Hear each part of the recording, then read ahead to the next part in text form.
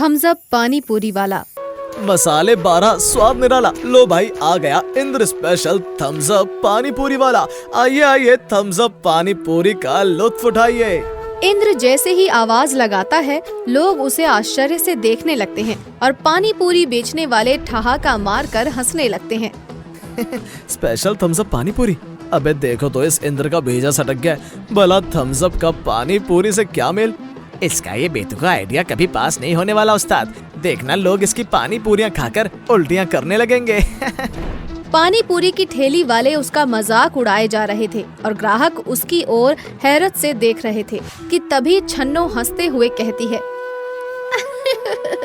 अरे ओ इंद्र यूं टुकुर टुकुर का देख रहे हैं। चल हमरा लिए एक प्लेट थम्स अप पानी पूरी लगाए दे।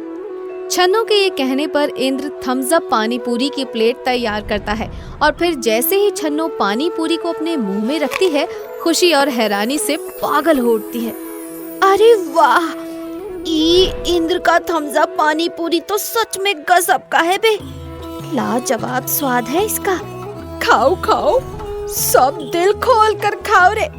छन्नो के ये कहते ही इंद्र के आसपास ग्राहकों की भीड़ लग जाती है और सब इंद्र की थम्स अप पानी पूरी का स्वाद चखने के लिए उतावले हो उठते हैं। अरे इंद्र मेरे लिए जल्दी से एक प्लेट लगा भाई। अरे पहले मुझे दे, मुझसे रहा नहीं जा रहा। मुझे थम्स अप पानी पूरी का स्वाद चखना है। बस थोड़ा सब्र करो, थम्स अप पानी पूरी सबको मिलेगी।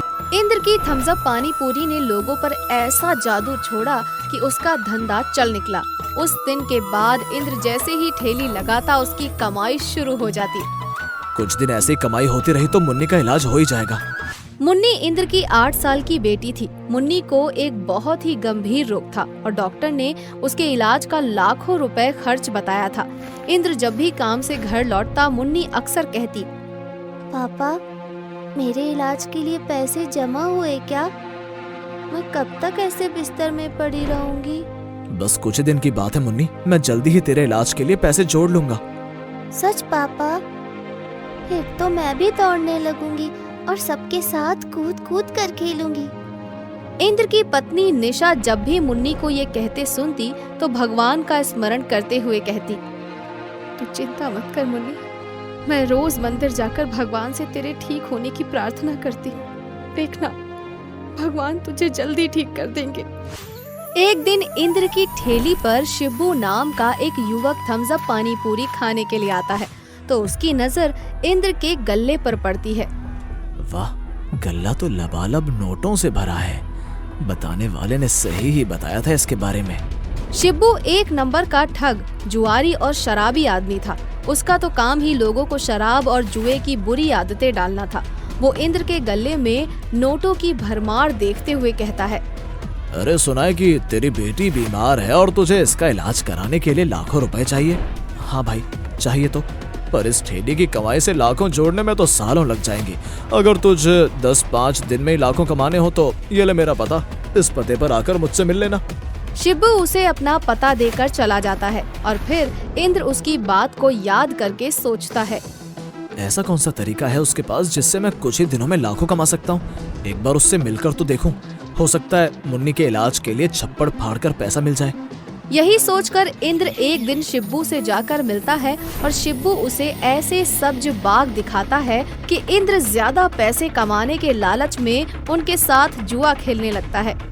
कल 500 लगाकर 1000 रुपए बनाए थे। अगर आज ठेली की सारी कमाई जुए में लगा दूं तो हो सकता है कि कई हजार जीत जाऊं।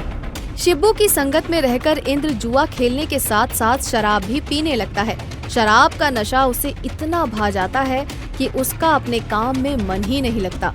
वो ठेली पर खड़ा होकर भी शराब के नशे में डोलता रहता है। अरे थम्स अप पानी पूरी की प्लेट लगाना भाई। अब अभी लगाता हूँ, बस थोड़ा रुकिए। अरे लगता है अब ये थम्स अप में शराब मिलाने लगा है। अब इससे कोई पानी पूरी नहीं खाएगा। यहाँ और भी तो पानी पूरी वाले हैं, हम सब उन्हीं से पानी। ये देखकर मोहित और बंसी दोनों के चेहरे खेल उठते हैं। क्यों बे बंसी, हमारी चाल कामयाब हो गई ना? बिल्कुल कामयाब हो गई मोहित बॉस। देखना अब थम्स अप पानी पूरी कोई नहीं खाएगा, सब हमारी पानी पूरी खाएंगे। कुछ समय बाद इंद्र की जुए और शराब की लत के कारण उसका धंधा ही बंद होने लग जाता है और वो अपने पास जमा सारा पैसा शराब और जुए में उड़ा देता है। उसकी इस हालत से निशा और मुन्नी बहुत दुखी होते हैं। अम्मा, अब तो मैं कभी भी ठीक नहीं हो पाऊंगी। थम्स अप पानी पूरी की कमाई का सारा पैसा तो पापा जुए और शराब में उड़ा देते हैं ना। तू चिंता मत कर मेरी बच्ची, भगवान पर भरोसा रख, सब ठीक हो जाएगा। इंद्र के 24 घंटे शराब के नशे में धुत रहने और अपने थम्स अप पानी पूरी की सारी कमाई जुए में लुटाए रहने के कारण घर में खाने के लाले पड़ने लगते हैं। अम्मा, अब तो हमारे भूखे मरने का समय आ गया है। ऐसा मत बोल बेटी, दुख सुख तो जीवन में आते ही हैं, हमें बस कोशिश करनी है, सब ठीक हो जाएगा। कुछ समय और बीत जाता है और एक दिन कन्हैया नाम का एक आदमी इंद्र की ठेली पर आता है और उसे एक पर्चा देते हुए कहता है, सुनो भाई थम्स अप पानी पूरी वाले, हमारे सेठ दौलत राम चाट बाजार वाले की तरफ से एक लजीज पानी पूरी कंटेस्ट होने जा रहा है। उसमें प्रथम आने वाले को 1 लाख का नगद इनाम मिलेगा और साथ ही दौलत राम चाट बाजार में ठेली लगाने के लिए भी जगह मिलेगी। दौलत राम चाट बाजार, वहाँ तो बड़े बड़े लोग चाट खाने आते हैं, इसलिए तो कहता हूँ कि तुम इस कॉन्टेस्ट में जरूर भाग लो, जीत गए तो रोज अच्छा माल कमाओगे। दौलत राम चाट बाजार कोई ऐसी वैसी जगह नहीं थी, बल्कि चाट के शौकीन लोगों का जमघट था। उसमें चाट बेचने वालों की रोज मोटी कमाई होती थी। ये सब जानते हुए भी इंद्र इस कॉन्टेस्ट में कुछ खास दिलचस्पी नहीं लेता। मैं जहाँ हूँ वहीं ठीक हूँ, भाड़ में जाए दौलत राम और उसका लजीज चाट बाजार। मगर बंसी और मोहित इस कॉन्टेस्ट में भाग लेने के लिए पूरे मन से तैयारी करने में लग जाते हैं। सुन बे बंसी, इस कॉन्टेस्ट को तू जीत या मैं, कोई फर्क नहीं पड़ता, पर कोई और ना जीत पाए। बस उस इंद्र का ही डर था, वो तो हमारी कृपा से अब फेल हो चुका है, फिर भला हमारे सिवा कौन जीत सकता है। इसी बीच एक दिन शिब्बू मोहित और बंसी से मिलने आता है। क्यों बे, अब तो मान गए ना कि मैं क्या चीज हूँ। तुम्हारे कहने पर उस इंद्र को बना दिया ना शराबी और जुआरी। अबे वो बर्बाद ना होता तो हम आबाद कैसे होते भाई। कमबख्त की थम्स अप पानी पूरी ने तो हमारा धंधा ही मंदा कर दिया था भाई, अब लगा ठिकाने। किस्मत से इंद्र उन लोगों की बातें सुन लेता है और उनकी बातें सुनकर इंद्र की आंखें खुल जाती हैं और वो अपनी बेवकूफी पर तरस खाने लगता है। मैं भी कितना बेवकूफ निकला, इन दुष्टों की चाल न समझ सका और खुद को बर्बाद करने पर तुल गया। पर अब मैं इनको सबक जरूर सिखाऊंगा, मैं लजीज पानी पूरी कंटेस्ट में हिस्सा जरूर लूंगा। मन में यही ठान कर इंद्र उस पानी पूरी कॉन्टेस्ट में भाग लेता है और प्रथम पुरस्कार पाने के साथ साथ उसे चाट बाजार में ठेली लगाने की जगह भी मिल जाती है। उसकी ये सफलता देखकर मोहित और बंसी अपनी करनी पर पछताते रह जाते हैं। बहू, कम से कम इतने तो कपड़े पहन के शरीर ढक जाए। मम्मी जी, ये आजकल का ट्रेंड है, आप नहीं समझेंगी। तेरा नाम बर्फी है, तू उर्फी जावेद बनने की कोशिश मत कर, नहीं तो हमारे कर्म ही फूट जाएंगे। क्या तूने सोच ही लिया है कि हमें इस मोहल्ले से निकलवा कर ही मानेगी? मम्मी जी, तब बोलिएगा जब मेरे आगे पीछे कैमरा वाले घूमेंगे, लोग मेरी फोटो लेने के लिए लाइन लगाएंगे। हाँ। बर्फी शॉर्ट ड्रेस पहने हुए मटकते हुए अपने कमरे में चली जाती है। कल के लिए कुछ न्यू ड्रेस बनवा लेती हूँ, हर जगह मैं नजर आऊंगी। चलो चलती हूँ मास्टर जी के पास। बर्फी शहर के सबसे बड़े मास्टर के पास जाती है और कहती है, ओह मास्टर जी, मुझे अर्जेंट में एक ड्रेस बनवानी है। अभी मुझे परेशान मत करो, मेरे पास टाइम नहीं है। मास्टर जी, आप तो ऐसे कह रहे हैं जैसे सही में मनीष मल्होत्रा हूँ। सब आपको इस शहर का मनीष मल्होत्रा कहते हैं, लेकिन आप हो नहीं। आप इस बर्फी का ड्रेस बनाने से मना कर रहे हैं, एक दिन आप बहुत पछताओगे। हाँ। तुम बर्फी हो, कोई उर्फी जावेद नहीं जो इतने तेवर दिखा रही हो। बर्फी मास्टर को मुंह चिढ़ाकर चली जाती है। रास्ते में सभी बर्फी को देखकर आपस में बातें करने लगते हैं और बर्फी सोचती है, सब मुझे ही घूर रहे हैं, मेरी अदाओं और कपड़ों से सब मुझे उर्फी जावेद समझ रहे हैं। बर्फी दूसरे मास्टर के यहाँ पर जाती है और उसे छोटे से कपड़े का एक टुकड़ा देते हुए कहती है, मुझे कुछ डिजाइनर सा चाहिए, इस कपड़े को सिल दीजिए। मास्टर कपड़ा देखकर मन ही मन सोचता है, ये कपड़ा है या कोई लीरा, इससे तो मैं अपना रुमाल भी ना बनाऊं। ये तो उर्फी जावेद की भी माँ लग रही है। मास्टर जी, क्या सोच रहे हैं? सिलना शुरू कीजिए, मुझे कल ही पहनना है। इसमें सिलने के लिए है ही क्या, इतने छोटे टुकड़े से क्या ही बनेगा। ओहो मास्टर जी, आपके पास तो इतने टुकड़े होंगे, कुछ कपड़ों का इस्तेमाल कर लीजिए ना। मास्टर जी अपने पास पड़े कुछ टुकड़े लेकर एक अतरंगी सा वन पीस बना देते हैं, जिसमें बर्फी का आधे से ज्यादा शरीर ढका ही नहीं होता। ड्रेस देखकर बर्फी मास्टर जी के हाथों को चूमते हुए कहती है, वाओ मास्टर जी, वाओ, ऐसी ही कोई ड्रेस मैं ढूंढ रही थी इतने दिनों से, वो भी, लेकिन कोई बना ही नहीं पा रहा था। देख लेना मास्टर जी, इस बर्फी के कारण आप कितने फेमस हो जाएंगे। मनीष मल्होत्रा के बाद कहीं आपका ही नंबर ना आ जाए। Thank you, thank you. Barfi इतरा कर चली जाती है और मास्टर जी मुंह चढ़ाते हुए कहते हैं, सुबह सुबह भुखाने के लिए कौन कौन आ जाते हैं, कोई ताकी भी ना इसके आगे। आई है बड़ी उर्फी जावेद बनने, जैसे उसकी इज्जत वैसी इसकी होगी। बर्फी ड्रेस लेकर घर चली जाती है।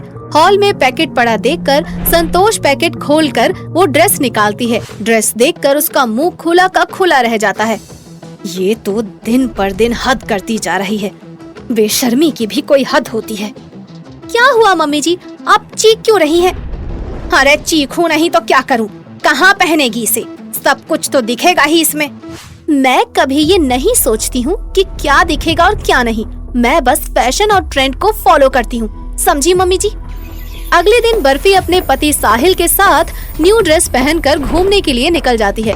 बर्फी को इतने ओपन ड्रेस में देखकर सब अपने घर और दुकान से निकलकर बर्फी को देखने के लिए खड़े हो जाते हैं। क्या हॉट दिख रही है, आ गए तो किसी भी पानी से न बुझे। कैसी औरत है ये भी क्यों पहनी हो, इसे भी उतार दो। लोग बर्फी और उसकी ड्रेस पर अलग अलग टिप्पणियां करने लगते हैं। तभी कुछ मीडिया वाले वहां पर आ जाते हैं और बर्फी की फोटो लेने लगते हैं। फोटो क्लिक करवा के बर्फी खुशी से पागल हो जाती है। फिर मीडिया वाले उसका इंटरव्यू लेने लगते हैं। मैडम, आप किसी सेलिब्रिटी से कम नहीं दिख रही हैं, आपको देखकर तो उर्फी जावेद भी एक बार कम पड़ जाए। ये सब आप लोगों का प्यार है बस। तभी लोगों की भीड़ में से एक आदमी आता है और कहता है, जो पहना है वो भी उतार दो, कैसे कैसे कपड़े पहनकर आ जाती हैं। तीखे कमेंट सुनकर बर्फी आग बबूला हो जाती है और कहती है, मेरी बॉडी है, मैं जो पहनूं जैसे पहनूं, किसी को मेरे ऊपर कमेंट करने का कोई राइट नहीं है। मुझसे जलने वाले बहुत हैं। मैं बर्फी हूँ, अगली बार कुछ कहने से पहले सोच लेना, समझे? मैडम शांत हो जाओ, कुछ दिनों में आप एक सेलिब्रिटी बन जाएंगी, आपको तो इन सब की आदत डाल लेनी चाहिए। कुछ लोगों को मुंह तोड़ जवाब देना ही पड़ता है। साहिल ये सब देखकर इरिटेट हो जाता है और बर्फी को घर लेकर आता है। इन फटे चिटे कपड़ों में मेरे साथ नहीं जाओगी तुम। ओहो darling, you don't know it's a fashion. Shut up, ये उर्फी जावेद की तरह बिहेव करना बंद कर दो, हिंदी में बोल सकती हो तुम। दिन बीतने लगते हैं और बर्फी पर उर्फी जावेद का भूत चढ़ता ही जाता है। संतोष और साहिल बर्फी की हरकतों से परेशान हो जाते हैं। एक रोज बर्फी इतराते हुए फटी हुई जीन्स का टॉप बनाकर मार्केट में निकल जाती है और एक दुकान पर जाकर कहती है, भैया मुझे चेंज मिलेगा क्या? ओ भिखारन, चल निकल यहाँ से, मैं ही मिलाऊंगा तुझे, मेरी दुकानदारी खराब करेगी। ओहो भैया, मैं कोई भिखारी नहीं हूँ। बर्फी को जो रास्ते में देखता है उसका मजाक उड़ाने लगता है। तभी एक भिखारन बर्फी को देखकर कहती है, ये तो मुझसे भी बड़ी भिखारन है, इसके पास तो पहनने तक को कुछ नहीं है। ए हट, मेरी जगह पर मत बैठ जाना। चल निकल यहाँ से। हाँ कैसे लोग हैं, फैशन तक नहीं जानते। एक दिन जब मुझे टीवी पर देखोगे ना, तब पछताओगे सब। फिर रास्ते में उसे एक गुंडा मुन्ना छेड़ते हुए उसका हाथ पकड़ लेता है और कहता है, ये क्या पूरा बदन दिखाओ मेरी रानी, इतने से क्या होगा? गुंडे मवाली, सुंदर लड़की देखकर छेड़ते हो, घर में माँ बहन नहीं है क्या तुम्हारे? बर्फी मुन्ना को एक तमाचा मारती है और चिढ़कर अपनी कार की ओर जाती है। तभी वो देखती है कि उर्फी जावेद अपनी गाड़ी से निकल रही है। बर्फी उसके पास जाती है और उर्फी जावेद उसे देखकर कहती है, ओह वाह, ये तो मैं हूँ, तुम बिल्कुल मेरी ही कॉपी हो। How cool, you are my role model. But यहाँ के लोगों को कौन बताए मैम, भाड़ में जाए दुनिया, हम बजाएंगे हारमोनिया। तभी संतोष बाजार में दोनों को देखकर कहती है, एक कम थी जो दूसरी आ गई। अरे बर्फी, अब तुझे घर आने की जरूरत नहीं है, तू इसी के साथ रहे अब। संतोष बर्फी को अपने घर से निकाल देती है और उर्फी जावेद कहती है, मैं तो यहाँ से जा रही हूँ, लेकिन बहन तुम इस शहर में मेरे नाम को खत्म होने मत देना, चाहे इसके लिए तुम्हें कुछ भी करना पड़े। एक दिन मेरी तरह तुम भी लोगों की नजर में आ जाओगी, समझी? Good luck. उर्फी जावेद चली जाती है और इधर बर्फी अकेले रहने लगती है और अतरंगी कपड़े पहनकर इधर उधर घूमने लगती है। तभी मुन्ना गुंडा बर्फी को किडनैप कर गाड़ी में डालकर ले जाने लगता है। अब मैं तुम्हें अपना बनाकर रहूंगा। उस दिन तो तुम बच गई मुझसे, अब तुम्हें कौन बचाएगा उर्फी जावेद? बचाओ, कोई है, प्लीज हेल्प मी, बचाओ। बर्फी की आवाज सुकृति सुन लेती है। लगता है बर्फी कोई मुसीबत में फंसी है, मुझे उसकी मदद करनी होगी। सुकृति बर्फी की गाड़ी का पीछा करती है और जहाँ मुन्ना उसे छुपाता है वो जगह देख लेती है। सुकृति, पुलिस को कॉल कर, नहीं तो ये गुंडा बर्फी की जान ले लेगा। सुकृति फोन कर पुलिस को बुला लेती है और पुलिस मुन्ना को अपनी हिरासत में ले लेता है और बर्फी बच जाती है। मुझे अपनी गलती का पछतावा हो रहा है। मैं उर्फी जावेद बनने के चक्कर में भूल ही गई कि मैं किसी की बहू हूँ और किसी की पत्नी हूँ। मुझे कोई उर्फी जावेद नहीं बनना। तुझे समझ आ गया ना? यही बहुत है। बर्फी अपने ससुराल चली जाती है और संतोष और साहिल से माफी मांगते हुए कहती है, मैं बस इस घर की बहू बनना चाहती हूँ मम्मी जी, मुझे माफ कर दीजिए। साहिल और संतोष बर्फी को माफ करके उसे वापस अपना लेते हैं।